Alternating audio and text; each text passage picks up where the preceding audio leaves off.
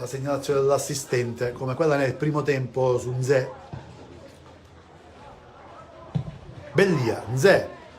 buono lo stop, vediamo, lancia Grillo, di fronte a sé Cinà, ancora Grillo, vediamo se il